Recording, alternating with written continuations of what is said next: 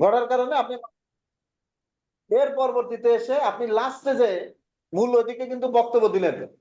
বক্তব্য দেওয়ার পরে পরে 3 নাম্বার পয়েন্ট লেখেন, মানে পরীক্ষার খাতায় তো বেশি লেখা যাবে না।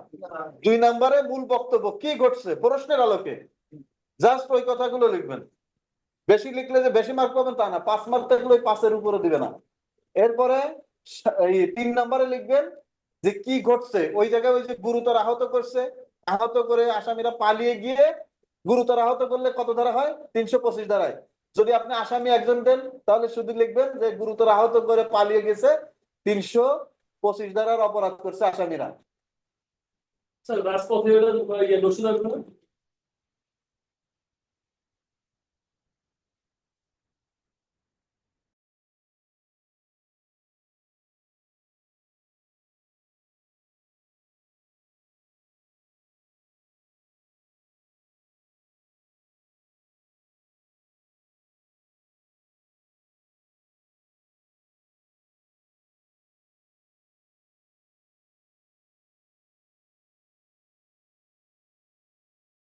একটু ব্র্যাক দিয়ে দেন, ডট ডট অমুক আইনের অমুক ধারায় এই যে অপরাধ করেছেন।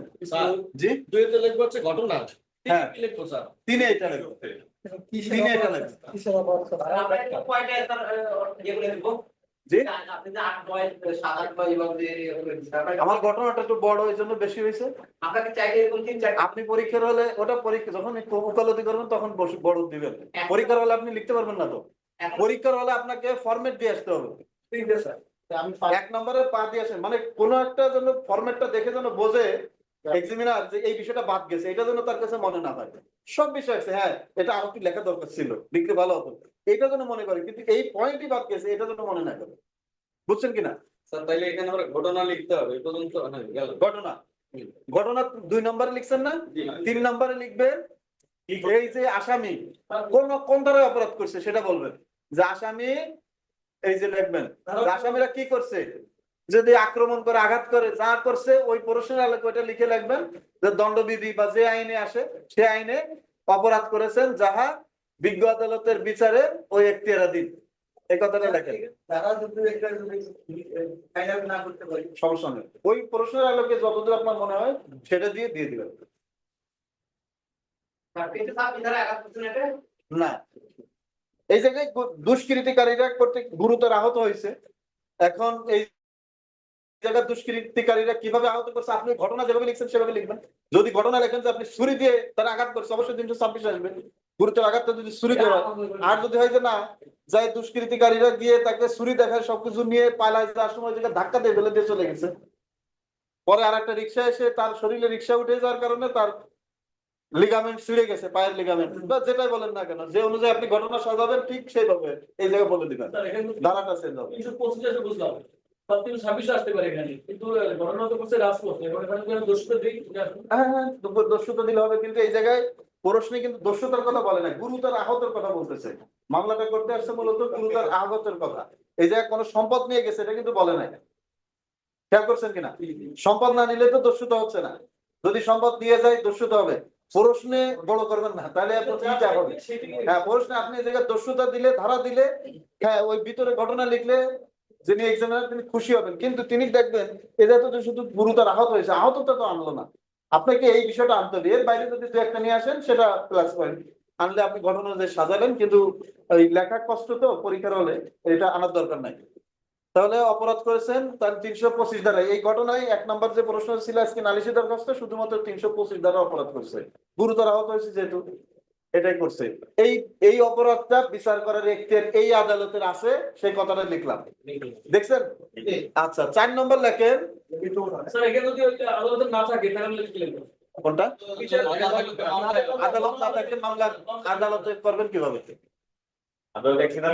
মামলা তো হবে সর্বনিম্ন আদালত। জি, এটা তো দেওয়ালে পরবর্তীতে তো আর মামলা হচ্ছে যে ট্রান্সফার হয়ে গেছে, আমি সেটা কি করবো? না আমি তো মামলা বেশি তো করতেছি। সেটা এখতিয়ার দেখাবেন না যে ইসে দেখেন এই মেট্রোপলিটন এরিয়ার মধ্যে ঢাকা কোর্টে কোর্ট আছে 37টা।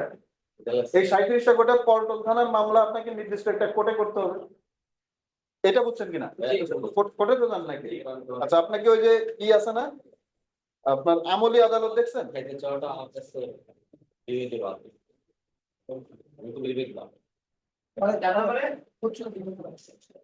স্যার 4 নম্বরে জি, ওনাকে দেখা একটু। মামলা দায়ের করতে পারবে দেওয়া এই যে যখন কোর্ট আছে এরকম ভাগ করা আছে কোন থানার কোর্ট মামলাটা কোন কোর্ট শুনবে। এখন ওই কোর্ট যে আপনার এই বক্তব্যটা শুনতে পারবে সেটা যদি না দেন তাহলে 201 দ্বারা ওই যদি ফেরত দেবে কিভাবে বলতে কোর্ট? যদি তার এখতিয়ার না থাকে তখন কি করবে?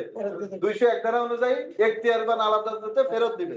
কারণ আপনি উপরে লিখে দিলেন, এই জায়গায় লিখে রাখছেন মিরপুর, কিন্তু আপনি ঘটনাস্থলের ভিতরে লিখলেন যত ঘটনা আছে সব লিখলেন পল্টনে। খেয়াল করেন তখন কি এই জায়গায় যে আপনি এই মামলাটা তার কি এখতিয়ার আছে? এই এখতিয়ার আছে নাই, কারণ তখন ঘটনা যেহেতু পল্টনে লিখছেন আপনাকে পল্টন আদালতে মামলাটা দায়ের করতে হবে। আমি বলতেছি যে মামলাটা ম্যাজিস্ট্রেট আদালতে বিচারাধীন, মামলাটা বিচারাধীন হচ্ছে দায়রা আদালতে, তখন আমি এখানে লিখব না এইটাই লিখবেন, কারণ এই মামলাটা তো আপনি তো আরজি বারবার সংশোধন করতে পারবেন না। আরজি তো আর আরজি কি বারবার সংশোধন করতে পারবেন? এটাই জানতে চাচ্ছি। আরজিতে আপনাকে এটা লিখতে হবে যে এইটা কগনিজেন্স নেওয়ার এখতিয়ার এই আদালতের আছে। ওই যে 190 একের এই অনুযায়ী এটা যে কগনিজেন্স আমলে নিতে পারে এই এখতিয়ারটা এই আদালতের আছে, এইটা আপনাকে দেখাতে হবে। জি 3 নাম্বার লিখছেন না? এরপরে 4 নাম্বার লেখেন যে মামলা থানায় মামলা করতে গেলে এই যে এই কথাটা লেখেন। ওই যে লেখেন যেহেতু থানায় গিয়ে মামলা করতে চাইলে থানা কর্তৃপক্ষ মামলা গ্রহণ না করিয়া বিজ্ঞ আদালতে মামলা করার জন্য বলেন।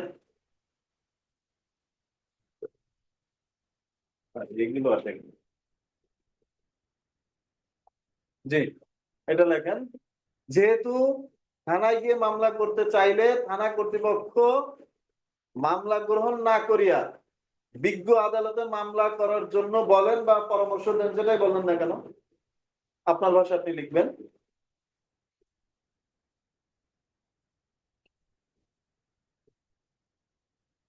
এই যে 1 নম্বরে যেহেতু গুরুতর আহত হয়েছে ওটাও লিখবেন যে বাদীর ছেলে, এই জায়গায় কিন্তু এই সিরাজ কিন্তু মামলা করতেছে না, মামলা করতেছে তার পিতা নজরুল।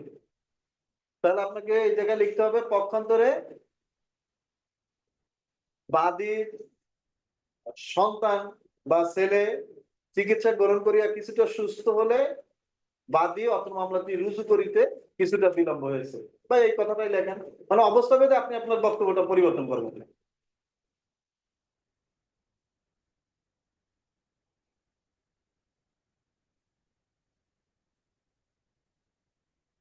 মামলাটা করতে হচ্ছে বাকি ভিকটিমের বাবা, হ্যাঁ সেক্ষেত্রে এটা দেওয়া দরকার নেই। হ্যাঁ লিখবেন বাদীর দেরি হয়েছে কেন মামলাটা দায়ের করতে, ভিকটিমকে নিয়ে ডাক্তার দেখাইছে এই কারণে অধিক দৌড়াদৌড়ি করছে এই কারণে যথাসময় করতে পারে নাই, চিকিৎসা করাইছে করে বাদীকে ওই জায়গায় চিকিৎসাধীন থাকা অবস্থায় পরবর্তী এসে মামলা করতে আসছে। কারণ ক্রিমিনাল মামলায় এটা খুবই গুরুত্বপূর্ণ। ওই যে এর আগে আমি বলছিলাম যে এফআইআর এর টাইম থাকে কেন, যে আপনার দেরি হয়েছে কেন দেরি হয়েছে বিলম্বের ব্যাখ্যা আছে কিনা, না থাকলে মামলা শেষ হয়ে যাবে। সেগুলো বলিয়া অন্য মামলা দায়ের করতে কিছুটা বিলম্ব করে। হ্যাঁ কিছুটা বিলম্ব হলো, বিলম্বের কারণ বলে দিলেন, কারণ এফআইআর এ কি বলা আছে, এর আগে আমরা এফআইআর দেখছি না যে বিলম্বের কারণ উল্লেখ করতে আছে, এটা থাকতে হয়। এরপরে লাগবেন 9 আপনার ওই জায়গায় কি 5 নম্বর, 5 নম্বর মানে তো অনেক কিছু লিখে ফেলতেছেন, 5টা পয়েন্ট মানে অনেক কিছু, এইটাই 2-3 পেজ হয়ে যাবে। হ্যাঁ অলরেডি হ্যাঁ এরপরে লাগবে এরপরে কি লিখবো স্যার? এটা লেখেন এই এই জায়গা থেকে আমরা শর্ট করে ফেলি।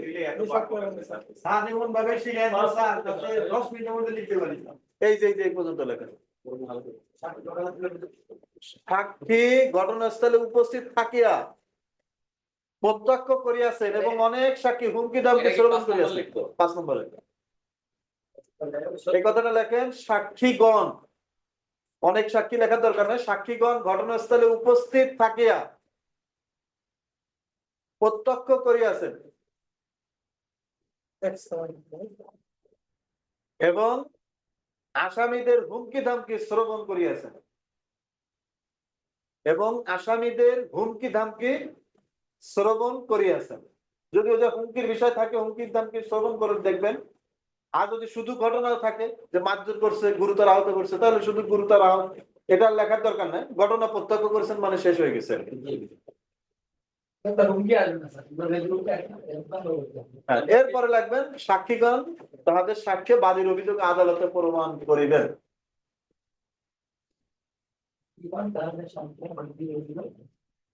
সাক্ষীগণ তাহাদের সাক্ষ্যে, সাক্ষী আর সাক্ষ্য আলাদা। সাক্ষীগণ তাহাদের সাক্ষ্যে বাদীর অভিযোগ আদালতে প্রমাণ করিবেন।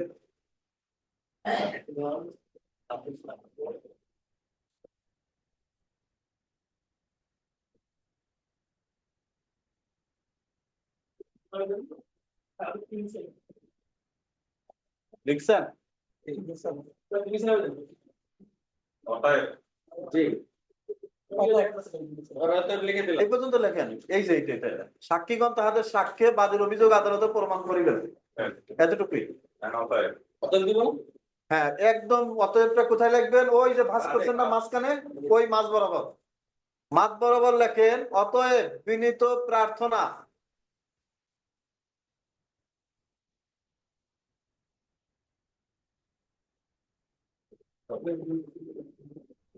অতএব বিনীত প্রার্থনা ন্যায় বিচারের স্বার্থে, ন্যায় বিচারের স্বার্থে বাদীর অভিযোগ গ্রহণ করত।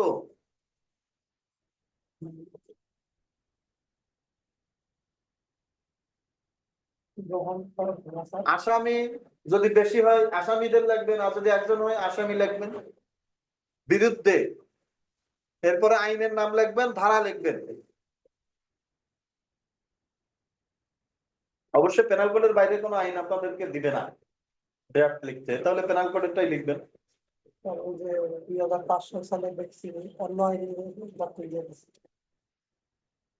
এরপরে এইটা লেখেন ধারার অপরাধ আমলে নিয়ে, আমলে নিয়ে, আমলে নিয়ে। এরপরে লিখবেন, সংক্ষেপ করেন, আমলে নিয়ে আইনানুগ আদেশ প্রদান করিতে। আইনানুগ মানে আইনে যে নিয়ম আছে সেই অনুযায়ী আইনানুগ আদেশ প্রদান করিতে। আইনানুগ আদেশ প্রদান করিতে বড় করা যাবে না, কারণ লিখতে পারবেন না, সময় পাবেন না। আইনানুগ আদেশ প্রদান করিতে বিজ্ঞ আদালতের একান্ত মর্জি হয়। অপরাধ আমলে নিয়ে আইনানুগ আদেশ প্রদান করিতে, আইনানুগ আদেশ প্রদান করিতে। না, এগুলো লিখবেন না, পরীক্ষার খাতায় লিখতে পারবেন না। অপরাধ আমলে নিয়ে আইনানুগ আদেশ প্রদান করিতে বিজ্ঞ আদালতের একান্ত মর্জি হয়। লিখছেন? জি প্রধান করিতে বিজ্ঞ আদালত একান্ত মর্জি হয়। জি, লেখা শেষ। এরপরে ইতি তান মানে কত তারিখে মামলাটা দায়ের করতেছেন সেটা লেখে। এই কথাটা না লিখলেও কোনো সমস্যা নেই, তারিখ না দিলেও সমস্যা নাই। এবং এইটা যদি লেখেন আর একটু ভালো হলো, না লিখলেও সমস্যা নাই। পরীক্ষার হলে যদি লিখতে সময় পান লিখে দেবেন, না দিলে এই কথাটা লেখার দরকার নেই। এই পর্যন্ত দিলে ড্রাফট হয়ে গেছে, আপনার মুসাবিদা শেষ।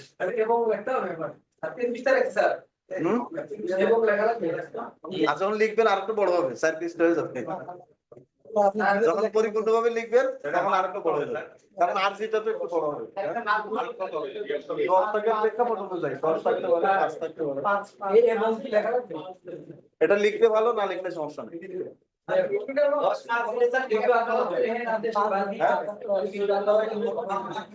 বুঝে নাই? না, হলফনামা লাগবে না তা না, রিভিশনে লাগবে কিছু কিছু ক্ষেত্রে। দেখাবো, সামনে দেখাবো। আরজিতে নাই, আরজিতে তো হলফ দেবেন 200 দ্বারাই জবানবন্দি দেওয়ার সময় সেটা ম্যাজিস্ট্রেটের কাছে। আরজিতে না, আরজিতে উল্লেখ করতে হবে না। রিভিশন, আপিল ওইসব অবস্থা বুঝে সবসময় নাই। যদি তামাদি থাকে লাগে না, তামাদি না থাকলে লাগে না। যদি তামাদি পিটিশন দেওয়া থাকে অনেক অনেক অনেক তাহলে ধন্যবাদ। affidavit এবারে আপনাদের লাঞ্চ খাবো, আপনি এত সুন্দর আমাদের একটা বাজে কত আচ্ছা আমি ভাবলাম যে এখন লাস্ট সময় হয়ে গেল কিনা শহর টুকুতে করা। জি তো তাহলে দেখছেন একটা আরজি এখন লিখতে পারবেন না অবশ্যই আচ্ছা এখন দেখেন যখন আপনি মামলাটার কোন টাইম পিটিশন বলতেছে তখন এই জায়গায় তো মামলা নাম্বার লেখা থাকবে ধারাটারে লিখবেন এই জায়গায় সংক্ষেপে নাম পিতার নাম এই জায়গাতে এই পর্যন্ত সব কেটে দেবেন লাগবে না বাদী বনাম এই যে আসামি বেশি প্রথম আসামির নাম লিখে গং লিখে দিবেন এরপরে কি দিতে হচ্ছে একটা প্রসেস ফি দাখিল করতে হবে অদ্য উপরোক্ত মামলায় প্রসেস ফি দাখিল করা হলো এটা ইসের পরে ড্রাফটের পরে এই কথাটা একটু লিখে দেবেন কারণ আপনার মামলা শেয়ার মামলা এটা দেয়া না দিলে কি হবে আপনার মামলা খারিজ হয়ে যাবে এটা দিলে তখন বুঝবে যে না এটা আপনি দিতে পারেন হ্যাঁ পরের পেজে গিয়ে আপনি সংক্ষেপে ওই যে যা লিখছেন কস্ট টাইটেল মানে এই যে বাদী আসামি পর্যন্ত এই জায়গায় অবশ্য বাদ গেছে এই জায়গায় লেখা হবে আসামি মনে হয় ওই জায়গায় বাদ গেছে এরপরে বিষয় অদ্য উপরোক্ত মামলা প্রসেস ফি দাখিল করা হলো শেষ আরজিতে লিখবেন নিচে আরেকটা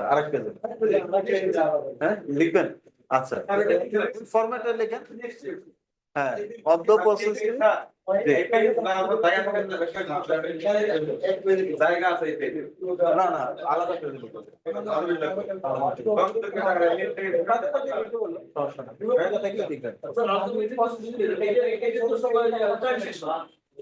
না এটা হচ্ছে প্রসেস ফি কারণ শেয়ার মামলা প্রসেস ফি না দিলে মামলা খারিজ হয়ে যাবে নাম না আলাদা রাখতে বাদী বিবাদের কোর্টের নাম বাদী বিবাদের নাম লেখা সংক্ষেপে এই জায়গায় সংক্ষেপে বাদীর পরিচয় বিবাদী করে এটা লেখা দিব এখানে কি হলো আসামি বিবাদী না আসামি ওই আসামি সিভিল কোড বাদী আসামি তারপরে এটা লেখার পরে তারও সাক্ষী সাক্ষী তারপর সাক্ষী সাক্ষীর আগে এটা লিখবো সাক্ষী বলতে না এই জায়গায় সাক্ষীটা কি কিছু নাই তো।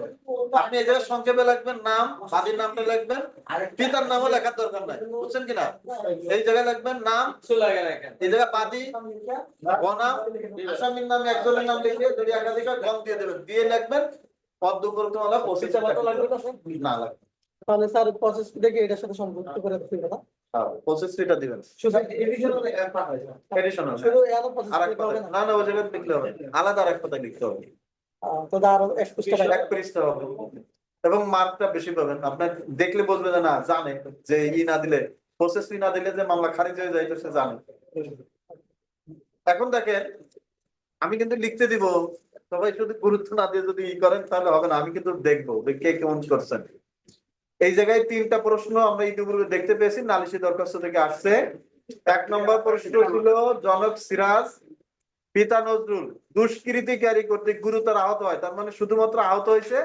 চিকিৎসার জন্য হাসপাতালে ভর্তি হয়েছে আর ভিকটিমের বাবা গিয়ে ম্যাজিস্ট্রেট আদালতে মামলাটা দায়ের করলো তাহলে এই সিস্টেমে দিয়ে দিবেন ওই জায়গায় ঘটনা দিয়ে দিবেন যে বাদী তার ছেলে আহত হয়েছে এই বক্তব্যটা জাস্ট আপনার ভাষায় আপনি লিখে দেবেন সংক্ষেপে 2-3 লাইনে ঘটনাটা লিখবেন যে বিগত এত তারিখে ঠিক অমুক সময় অমুক ঘটনা স্থানটা দিবেন আপনার মতো করে বানাই দিবেন অমুক জায়গায় যাওয়ার সময় আনুমানিক ঠিক এই কয়টার সময় দুষ্কৃতকারী একজন বা দুইজন আসামি বাদীর সন্তানকে ছুরিকাঘাত করে গুরুতর আহত করে তারা পালিয়ে যায় কত ধারা এটা ঘটনা এসে লিখবেন লেখার পরে এই যে গুরুতর আহত হলে কি হলো ছুরিকাঘাত যদি করে 326 আর যদি নরমাল ধাক্কা ধাক্কি দেন যদি পড়ে গেছে থেকে ফেলে দিছে গাড়ি থেকে ফেলে দিছে এটা লেখা তারপর তখন আপনার হ্যাঁ ওই অনুযায়ী আপনি ধারাটা দিয়ে দেবেন 325 দিতে পারেন আসামি অজ্ঞাত দুষ্কৃতকারী বলছে এই জায়গার নাম বলে নাই আর যদি আপনি ঘটনায় লিখতে পারেন যে হ্যাঁ পরবর্তীতে হসপিটালে ভর্তি হওয়ার পরে ওই জায়গার সিসিটিভি ফুটেজ পর্যালোচনা করে দেখা গেছে যে এই ঘটনাটা অমুক ঘটাইছে হ্যাঁ তখন আপনি দিয়ে দেবেন তাহলে আপনাকে বলতে হবে যে অমুক অমুক এইভাবে আপনি তথ্যটা জানছেন না হলে আবার হবে না এই জায়গায় তো বলেই দিচ্ছে দুষ্কৃতিকারী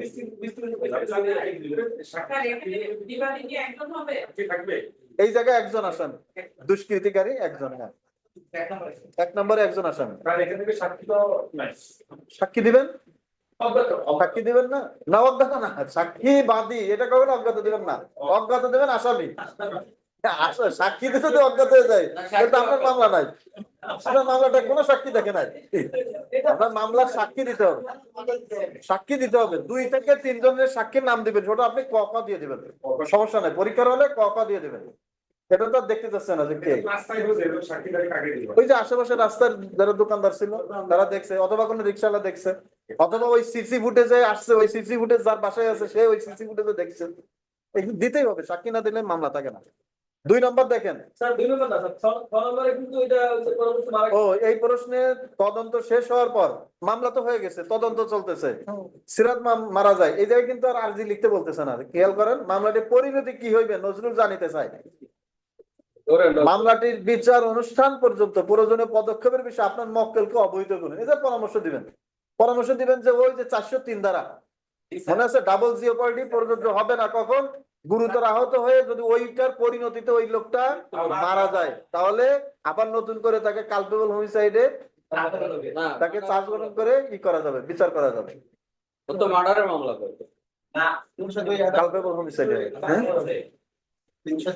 তাহলে একটা প্রশ্ন 302 এ পরবর্তীতে তাহলে নতুন করে বিচার করা যাবে, জাস্ট এই পরামর্শটা দিয়ে দিবেন, নতুন করে আরজি লেখার দরকার নেই, যেহেতু বলে না মুসাবিদা করুন। স্যার এখানে তো বিস্তারিত জানতে চাইছি হ্যাঁ বিস্তারিতই বলবো। এখানে একটা প্রশ্ন একটা মশালা বিচার শেষ পর্যন্ত দিতে হবে একটা প্রশ্ন আর একটা মশালা লাগতে হবে। হ্যাঁ একটা প্রশ্ন উত্তর লিখতে হবে আর একটা মুসাবিদা করতে হবে। তাহলে আমাদের বিচার শেষ পর্যন্ত দিতে হবে বিচার শেষ পর্যন্ত বলতে মানে এই মামলাটার কি বিচার অনুষ্ঠান পদক্ষেপ বিচার কি পদক্ষেপ নিতে হবে এটা স্যার নিশ্চিত আনতে হবে আরে 299 ইয়া না না পদক্ষেপ তো আপনার বলার দরকার নাই, এই জায়গায় আপনি লিখবেন আপনাকে চার্জ গঠন সাক্ষী এগুলো না, এই জায়গায় বক্তব্য হচ্ছে যে এই যে যে গুরুতর আহত হলো আপনি মামলাটা করলেন, এই মামলা হওয়ার পরে পরবর্তীতে সে তো মারা গেছে, কি হবে তখন, তখন হবে যে নতুন করে তার বিরুদ্ধে 302 ধারা বা 304 ধারায় তাকে অভিযোগ আনয়ন করা হবে এবং নতুন করে বিচার করা হবে, এই কথাটা বলে দিলে শেষ, 403 ধারার বিধান অনুযায়ী। বলছেন যে আমাদের বিচার অনুষ্ঠান পর্যন্ত প্রয়োজনীয় পদক্ষেপের বিষয়ে আপনার বক্তব্য অবশ্যই করুন আমার তো মনে হয় শুনতে হবে।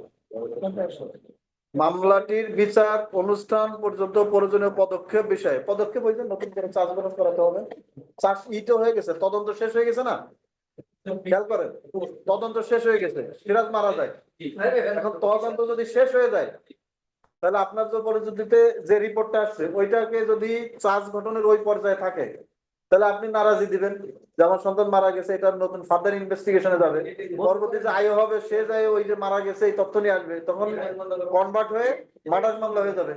আর যদি এটা রায় হয়ে যায় যে সাজা হয়ে গেছে গুরুতর মামলায়, তাহলে নতুন করে চার্জ গঠন হবে তার বিরুদ্ধে এবং মামলা দায়ের হবে। অনেকভাবে হ্যাঁ এইভাবে আপনি প্রেক্ষাপট ওই যে 403 ধারাটা দেখলে আপনি বুঝে ফেলবেন, 403 ধারা অনুযায়ী লিখতে হবে এটার উত্তর, আর কোনো পদক্ষেপ নেই, বোঝাতে পারছি কিনা।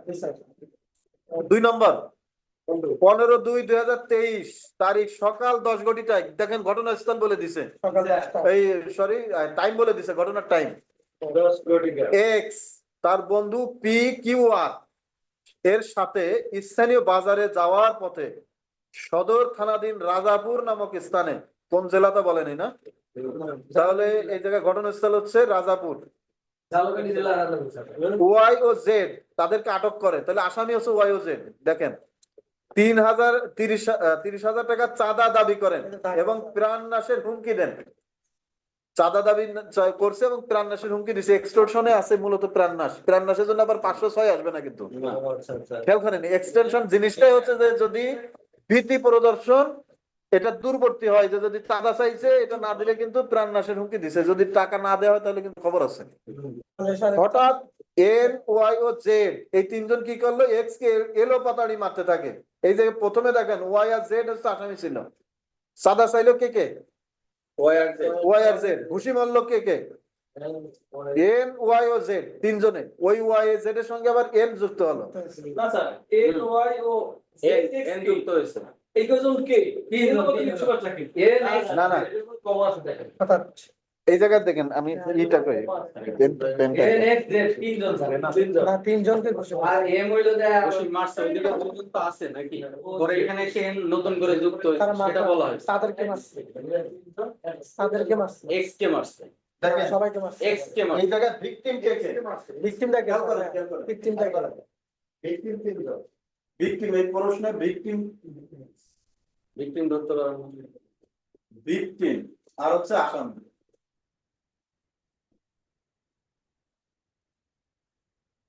ভিকটিম হচ্ছে প্রথমে কি করলো, এক্স তার বন্ধু পি কিউ আর, এই চারজন কি করলো, ইসলামী বাজারে যাওয়ার পথে ওয়াই ও জেড তাদেরকে আটক করে। তাহলে আসামি ওয়াই জেড, ওয়াই আছে জেড আছে, আটক করলো। তাহলে আটক করছে হচ্ছে ওয়াই জেড, আর ভিকটিম হলো এক্স আটক করে ওয়াই যে জেড এবং চাঁদা দাবি করে, আটক করে চাঁদা দাবি, চাঁদা দাবি ও প্রাণনাশের হুমকি। এরে ভাই দেখতে হবে কিছু কিছু আছে প্রাণনাশের হুমকি, এটা করলো ওয়াই এবং জেড। এরপরে দেখেন হঠাৎ এন ওয়াই ও জেড এক্স কে এলোপাতাড়ি ঘুষি মারতে থাকে। এই জায়গায় ভিকটিম কে এক্স এক্স এক্স, আসামি এক্স হচ্ছে ভিকটিম।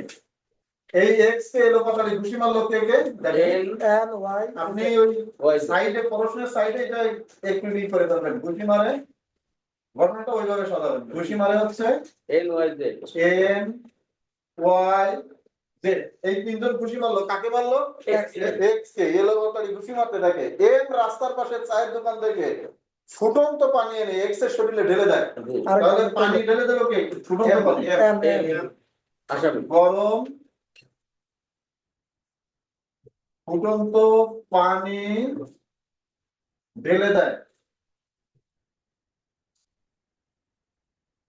এম, কার গায়ে দিল, এক্স এর গায়ে। এক মারাত্মক আহত হয়। এই ঘটনায় পেনাল কোড অনুযায়ী প্রত্যেক আসামি ফৌজদারি দায় নিরূপণে নালিশ করুন। দেখেন ঘুরতে গেল কে কে, এই যে পেঁচাই ফেলছে এই জায়গাটা, আপনি ভিকটিমটা খুঁজে পাবেন না যে ভিকটিমটাকে। প্রথমে বললো এক্স তার বন্ধু পি কিউ আর, এই জায়গা পরে পি কিউ আর কি করছে কিছু বলা নাই। ওরা কি দৌড়ায় পালাই গেল নাকি ছিল কিছু বলা নাই, মার খাইছে শুধু এক্স। এই জায়গা তাহলে ভিকটিম শুধু একজন, যে মার গেছে সে। বুঝছেন কিনা? এরা হচ্ছে আসামি। এখন আপনি আসামি এদেরকে কিভাবে করবেন, আটক করে চাঁদা দাবি করছে, প্রাণনাশের হুমকি দিছে কে কে, ওয়াই এবং জেড। ঘুষি মারে কে কে, এক্স কে ঘুষি মারলো N Y Z, Y Z. এই দুইজনে ছিল, পরবর্তীতে চাঁদা দাবি করার সাথে আবার এ না এসে ঘুষি মারছে। গরম পানি গরম ফুটন্ত পানি ঢেলে দিল কে, এম এসে। এখন আপনি প্রত্যেকটা দায় নিরূপণ করবেন। কিভাবে দায় নিরূপণ করবেন, ঘটনাটা কিভাবে সাজাবেন, আপনি লিখবেন ওই যে এক নম্বরে বাদী এবং আসামি বর্ণনা দিলেন। বাদী আইন মান্যকারী ব্যক্তি, এরপরে স্থায়ী নাগরিক, পক্ষান্তরে আসামিরা কি কি করে দেখেন, চাঁদা দাবি করে, অর্থলোভী, এরপরে সন্ত্রাস প্রকৃতির, এরপরে কি এটাই শেষ, তারপরে দিয়ে দিলেন। এখন চলে আসেন যে ঘটনাটা 2 নম্বরে সাজাবেন কিভাবে, যে বিগত এত তারিখ, ওই যে ঘটনার তারিখ বলা আছে কয় তারিখে, হ্যাঁ বিগত 10, 2 নম্বরেই লিখবেন। শুরু করবেন বিগত 15/2/2023 তারিখ সকাল 10টায় ভিকটিম এক্স তার বন্ধু পি কিউ আর এর সাথে স্থানীয় বাজারে, এই ঘটনাটা লিখবেন, বাজারে যাওয়ার পথে সদর থানাধীন রাজাপুর নামক স্থানে ওয়াই ও জেড তাদেরকে আটক করে 30,000 টাকা চাঁদা দাবি করেন। এই ঘটনাটা হুবহু এই যে মারাত্মক আহত হয় না লিখছেন, এইটাই লিখবেন 2 নম্বরে, ঘটনা শেষ।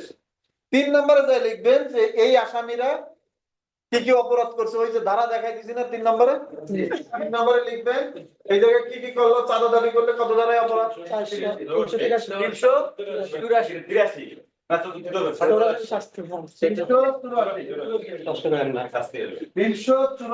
তারা চাঁদা দাবি করলো। চাঁদা দাবিটাই হচ্ছে কি, প্রাণনাশের হুমকি না দিলে চাঁদা দাবি হবে না। এটা হচ্ছে এক্সক্লুশন, যে তোমার এটা কিন্তু একদম জানে মেরে ফেলবো যদি টাকা না দেওয়া হয়, এটাই হচ্ছে চাঁদা দাবি, যে পরে দিতে হবে। তাহলে এই যে চাঁদা প্রাণনাশের জন্য আলাদা এই ধারা 506 আসবে না, এটা চলে আসবে। এরপর হচ্ছে ঘুষি মারলো, ঘুষি মারছে কে কে, আপনার ওই জায়গায় লিখতে হবে, প্রত্যেকের দায় নিরূপণ করতে বলছে না এই জায়গায়, আপনি ধারা প্রথমে লিখবেন 384, এরপর হচ্ছে ঘুষি মারে কি নাটক পাঠায়নি, তাহলে 323। এরপর হচ্ছে কি করলো, ফুটন্ত গরম পানি ঢেলে দিছে, ফুটন্ত গরম পানি যদি ঢেলে দেয় এটি তখন গ্রিভিয়াস হার্ট হয়ে যাবে। 26 তখন কি হবে 326 26 দ্বারায় যে জিনিস দ্বারা নিশ্চিত একটা অঘটন ঘটবে, দুর্ঘটনা ঘটবে, যেমন একটা রাম দাদে উল্টো পিঠ দিয়ে বা আঘাত করতেছে তখন 326, আর যদি গলা ধাক্কা দিয়ে ফেলে দিয়ে গুরুতর আহত করে তখন 325। এখন দেখেন এই জায়গায় গরম পানি দিলে কি কেউ একটা ইব্রাহিম আলাইহিস সালামের মতো তো আর আমরা নাই, তার মানে আমাদের একটা দুর্ঘটনা ঘটবে, সুতরাং এটি কি হবে 326 দ্বারা অফেন্স হবে। তাহলে আপনি 326 দিলেন, দেওয়ার পরে এখন প্রশ্নে বলছে প্রত্যেক অপরাধে কি বলছে, প্রত্যেক আসামির ফৌজদারি দায় নিরূপণ করেন, তখন আপনি এই ধারায় আসামির অপরাধ করেছে এটা বলার পরে পরে বলবেন যে এই জায়গায় ওয়াই এবং জে 384 দ্বারা অপরাধ করেছে এবং এম ওয়াই জে এই তিনজনে ভিকটিমকে ঘুষি মারার দায়ে 323 দ্বারা অপরাধ করেছেন এবং এম ওই যে দোকান থেকে ফুটন্ত গরম পানি এনে সে কি করলো 326 দ্বারা অফেন্স করে ফেললেন। এটা দেখেন, এরপরে হচ্ছে যে এই জায়গায় 34 কেন দেব, কারণ এই জায়গায় এটা দিব না কেন, এই জায়গায় কেউ পরিকল্পনা করছে বা এরকম কোনো কিছু নাই, এই কারণে আমাদের 34 দেওয়ার দরকার নাই, কমন ইন্টেনশন এই জায়গায় ছিল না। এই জায়গায় প্রত্যেকের দায় আলাদা আলাদা আছে। ওয়াই এবং জেড কি করলো বলেন, এই কথা বলতেছেন না চাঁদা দাবি করছে এবং প্রাণনাশের হুমকি দিয়েছে, 30,000 টাকা চাঁদা দাবি করে প্রাণনাশের হুমকি দিয়ে আসামি ওয়াই এবং জেড 384 দ্বারা অপরাধ করেছে। তিনজনে ভিকটিম এক্স কে আপনার উপস্থাপনটা কেমন সেটার উপর নির্ভর করবে আপনার মার্ক কত দেবে। ভিকটিম এক্স কে এই জায়গায় তো বলা নাই ভিকটিম কে, আপনার বাইরে করে আপনি বলে দেবেন ভিকটিম এক্স কে ঘুষি মেরে তারা 323 দ্বারা এই 323 দ্বারা অপরাধ করেছে এবং ফুটন্ত গরম ফুটন্ত পানি ভিকটিম এক্স এর গায়ে ঢেলে দেওয়ার কারণে তিনি এম 326 দ্বারা অপরাধ করেছে। এইভাবে কথাটা বলুন। আটক লাগবে না, ওই জায়গায় আটকটা এখন তাদের এই কয়জন আসামি, এই চারজন আসামি তো বিচার একত্রে হবে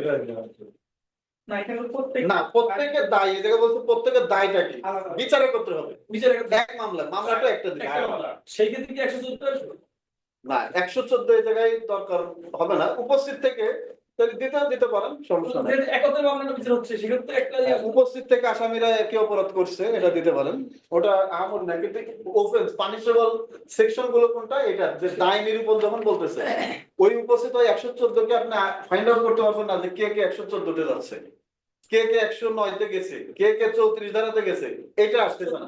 আপনার ঘটনার প্রেক্ষাপটে দেখা যাচ্ছে যে এই জায়গায় আটক করে চাঁদা দাবি করছে, প্রাণনাশের হুমকি দিছে কে কে, আপনি বলে দিবেন যে অমুক ওয়াই জেড এই আটক করে 30,000 টাকা চাঁদা দাবি করে এবং প্রাণনাশের হুমকি দিয়ে 384 ধারার অপরাধ করেছে। এম ওয়াই জেড ঘুষি মেরে ভিকটিম এক্স কে ঘুষি মেরে 323 ধারার অপরাধ করেছে। গরম ফুটন্ত পানি ঢেলে দিয়ে এম ভিকটিম এক্স এর উপরে পানি ঢেলে দিয়ে 326 ধারার অপরাধ করেছে। এটা তাহলে আলাদা আলাদা বলেন। পরে ওই যে 5-4 নম্বরে লিখলেন সাক্ষীরা প্রত্যক্ষ করেছে, সাক্ষীরা এই যে সাক্ষীরা কে কে প্রত্যক্ষ করলো, আপনি কয়েকজন সাক্ষী তালিকা দিবেন, দিয়ে পরে বলে দিবেন যে অমুক অমুক এই যে চাঁদা দাবি করছে, চাঁদা দাবি করাটা শুনতে হবে, বুঝছেন কিনা, সেই যে চাঁদা চাইছে এটা শুনতে হবে, তারা শ্রবণ করছে, এরপরে ঘুষি মারাটা প্রত্যক্ষ করছে এবং গরম ফুটন্ত পানি যে ঢেলে দিছে যখন অমুক সাক্ষী একজনের নাম বলে দিবেন যে সাক্ষী 2 নম্বর সাক্ষী এসে পরবর্তীতে ভিকটিমকে নিয়ে হসপিটালে গেছে, চিকিৎসা করছে। এখানে কি পি কিউ কেসের সাক্ষী হতে পারবো? হ্যাঁ পারবেন, দিয়ে দিবেন পি কিউ সাক্ষী ছিল তখন ওরা একজন এই যে ফুটন্ত গরম পানি ঢেলে দেওয়ার কারণে ভিকটিমকে নিয়ে তারা হসপিটালে গেছে, হসপিটাল থেকে চিকিৎসা হয়ে আসার পরবর্তীতে এসে মামলা দায়ের করা হলো। এটা এই যে সাক্ষীরা যে কেউ মামলা দায়ের করতে পারবে, ক্রিমিনাল মামলা যে কেউ করতে পারবে, ওই যে প্রেক্ষাপট দেখালাম এর বাইরে সবাই করতে পারবে। এখন আসেন 3 নম্বর, ওই নালিশিটা শেষ করে কয়টা বাজে? নালিশি স্যার নালিশ তো নালিশটা তো শেষ করছি। স্যার, একটা ক্লাস তিনটা, আমাদের এই বাকি নালিশগুলো যদি একসাথে ঠিক করে দেন এভাবে সলভ করে দেন, তাহলে আমার মনে হয় যে এই যে মুসাফিরদের লিখতে বা নালিশ আর এটাও কি হ্যাঁ, এই যে তিনটা নালিশ স্যার এটাও কি বিজ্ঞসিভ মেট্রোপলিটন আদালত না, এটা CJM আপনি যদি এটা যেহেতু রাজাপুর থানা দেখাচ্ছে, রাজাপুর থানাটা নিঃসন্দেহে মেট্রোপলিটন এরিয়ার মধ্যে না, জুডিশিয়াল ম্যাজিস্ট্রেট লিখবে। 3 নম্বর প্রশ্ন দেখেন, পি এর মৃতদেহ তার স্বয়ংকক্ষে পাওয়া যায়, কে মারছে কিছু বলা নাই। পি এর কয়েকজন আত্মীয় এফআইআর দায়ের করে উল্লেখ করে যে পি কে কয়েকজন অজ্ঞাত দুষ্কৃতিকারী জানালার বাইরে থেকে লোহার রড দিয়ে আঘাত করে হত্যা করেছে। পুলিশ তদন্তকালে উদ্ঘাটন করে যে পি এর আত্মীয়রাই তাকে হত্যা করেছে। পুলিশ পৃথক এফআইআর দায়ের করে, এমত অবস্থায় দ্বিতীয় এফআইআরটি নতুন এফআইআর নাকি the code of criminal procedure 1898 এর আইনে 161 ধারা জবানবন্দি হিসেবে বিবেচিত হবে সে মানে প্রাসঙ্গিক আইন উল্লেখে উত্তর দিন। এটা মূলত মুসাবিদা না, এটা মূলত থিওরিটিক্যাল প্রশ্ন। এটা আপনি ওই অনুযায়ী সমস্যা দিয়ে দিবেন যে দ্বিতীয় এফআইআর হিসেবে গণ্য হবে। এরপরে আসেন, তখন প্রথমে কি হবে? না ধারা না, একটা আইন আছে, আছে উচ্চ আদালতের জাজমেন্ট আছে আমাদের ছিল। আচ্ছা স্যার, জিল্লুল রহমান, প্রথম এফআইআরটা কিছু হবে না, দ্বিতীয় এফআইআর রাষ্ট্রবাদন জিল্লুল, এরকম একটা document আছে। কারণ প্রথম এফআইআর যেহেতু করছে, হ্যাঁ এই কারণে দ্বিতীয় এফআইআরটা দ্বিতীয় অবস্থা ওটা আমি আপনাদেরকে একটা ছবি তুলে দিয়ে দেবো, আমার একটা নোট করা আছে, ওটা দিয়ে দেবো। ওটা খুব কম প্রশ্ন, মানে 2 লাইন লিখলে উত্তর হয়ে যাবে, মূল পয়েন্ট গুলো লিখলে। তদন্ত করে দেয় এটা হুবহু একটা জাজমেন্ট থেকে এই প্রশ্নটা করা আছে। জিল্লুল রহমান। এরপরে দেখে, আচ্ছা এই আমরা এই নালিশি দরখাস্তটা শেষ করলাম, অর্থাৎ মামলার আর্জি শেষ করলাম। নামাজের পরে এসে বাকিগুলো আমরা দেখবো ইনশাআল্লাহ। আজকে সব শেষ করবেন? ইনশাল্লাহ, হ্যাঁ সরাই দিন গলায় শেষ হয়ে যাবে। সন্ধ্যার আগে শেষ হয়ে যাবে। আলহামদুলিল্লাহ। আমি সিরাজ আপনার সেই যাইনি।